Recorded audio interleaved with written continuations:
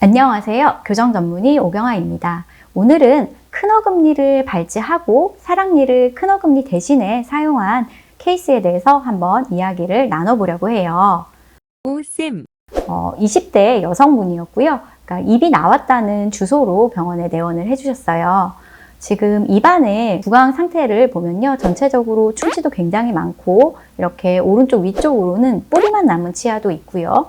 왼쪽 아래 같은 경우는 예전에 치료를 하셨다가 이제 크라운이라고 하는 장치가 빠진 부분도 있고 그 앞으로는 지금 신경치료 중인 치아가 있어요. 전체 나오는 엑스레이 보시면은요. 지금 이제 구강 내에서 보였던 이렇게 뿌리만 남은 치아들 또 보이고요. 다른 것보다 왼쪽 위에 큰어금니와 아래쪽에 있는 양쪽 큰어금니 이 세 개가 조금 예후가 좋아 보이지가 않았어요.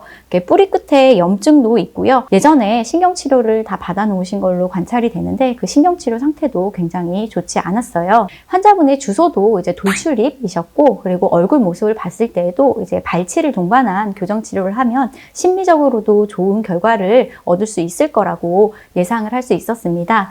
그래서 이제 어떤 치아를 뽑아야 할지 굉장히 많은 고민을 했어요. 사실 이렇게 엑스레이 상에서는 이렇게 예후가 안 좋아 보이는 치아라 할지라도 환자분들은 보통 아무런 증상이 없으신 경우가 많이 있었어요. 그래서 이런 경우에 예후가 안 좋다는 이유만으로 이 큰어금니를 발치하기는 사실 저희 입장에서도 조금 부담이 될 수밖에 없는 상황이거든요. 그리고 저희가 교정할 때 주로 뽑는 작은 어금니와 이 큰 어금니의 머리 크기만 보더라도 약 2배 정도 차이가 많이 나게 되고요. 그리고 이렇게 큰 크기의 공간을 심리적이고 기능적으로 잘 닫을 수 있을지에 대한 고민도 좀 많이 필요해요. 하지만 이렇게 큰 어금니 자체가 예후가 안 좋은 게 너무 빤히 보이는데 앞에 있는 작은 어금니를 뽑을 수는 없잖아요. 그래서 이분 같은 경우에는 오른쪽 위에 뿌리만 남았던 작은 어금니와 왼쪽 위 그리고 아래쪽으로 이렇게 3개의 큰 어금니를 발치를 하고 교정치료를 진행을 하기로 했어요.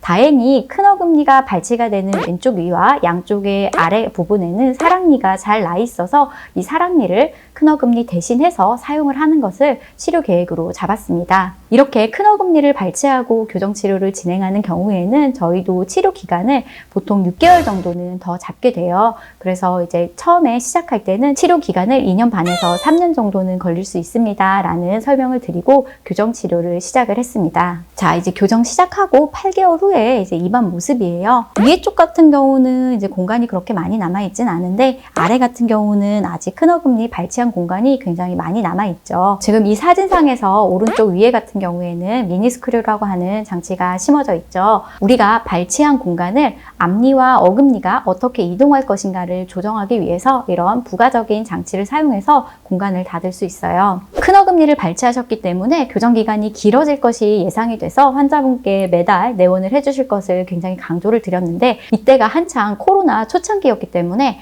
저희 병원에서도 좀 정신이 없었고 환자분들도 이제 코로나 시기에 치과에 오는 걸 굉장히 두려워하시고 좀 꺼려하셨던 시기였거든요. 그래서 이분이 한 6개월 만에 치과에 오신 거예요. 그래서 제가 너무 오랜만에 오셔서 입안을 보기도 전에 이렇게 오시면 우리 3년 넘게 걸린다 라고 하면서 환자분들 굉장히 다그쳤던 기억이 납니다. 근데 제가 걱정했던 거와는 다르게 그 6개월 만에 생각보다 공간이 정말 빨리 닫혀서요. 전체 치료 기간은 2년 2개월이 걸렸고 이렇게 바람직한 치아 교합이 형성이 되었습니다. 전후의 얼굴 모습 보시면 이렇게 돌출감이 있었던 아래 입술과 윗입술이 자연스럽게 들어가면서 입술 다무는 것도 많이 편안해지신 게 관찰이 되고요.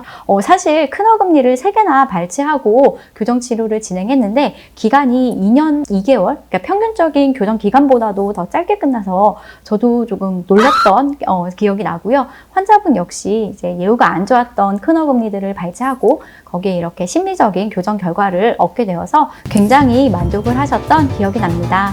오쌤 부득이하게 발치를 동반한 교정치료가 필요한 환자분들의 경우에서 예후가 안 좋은 치아가 있다면 사실 저는 가능한 그 치아를 발치를 해드리려고 노력하고 있어요. 저희가 교정할 때 일반적으로 뽑는 치아가 아닌 다른 치아를 발치를 했을 때는 전체적인 치료 기간이 조금 늘어난다든지 아니면 교정치료의 난이도 자체가 조금 더 올라가고 그로 인해서 미니스크류나 다른 부가적인 장치들이 더 많이 사용이 되더라도 환자분의 전체 인생을 봤을 때는 예후가 안 좋은 치아를 발치하는 것이 훨씬 더 이득이기 때문이에요. 오늘 영상은 여기까지입니다. 영상이 도움이 되셨다면 구독과 좋아요 부탁드려요. 궁금하신 사항은 댓글 남겨주세요. 안녕.